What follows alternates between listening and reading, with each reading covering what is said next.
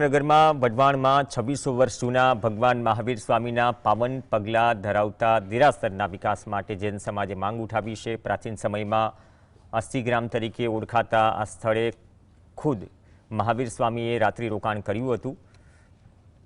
ભોગાવો નદીના કાંઠે આવેલા આ પવિત્ર સ્થળ પર સાફ સફાઈ અને પ્રાથમિક સુવિધાઓનો અભાવ છે। જૈન સમાજ દ્વારા નવનિર્મિત મહાનગરપાલિકાના બજેટમાં દેરાસરને યાત્રાધામ તરીકે વિકસાવવા અને ત્યાં બેઠક વ્યવસ્થા સહિતના વિકાસ કાર્યો કરવા રજૂઆત કરવામાં આવી। મહાવીર સ્વામીના પગલા આવેલ છે, અતિ પૌરાણિક અને પ્રાચીન મંદિર છે, તો હેરિટેજ જેવું સ્થાનક આપી તેનું રીડેવલપિંગ કરે તો એવી નગરપાલિકાને અને ગુજરાત સરકારને નમ્ર વિનંતી છે। તો આ એક પર્યટક સ્થળ બની શકે છે। સુરેન્દ્રનગરની બાજુમાં આવેલ જે વર્ધમાનપુરી કહેવાય એ વઢવાણ શહેરમાં મહાવીર સ્વામી ભગવાનના પગલા આવેલા છે।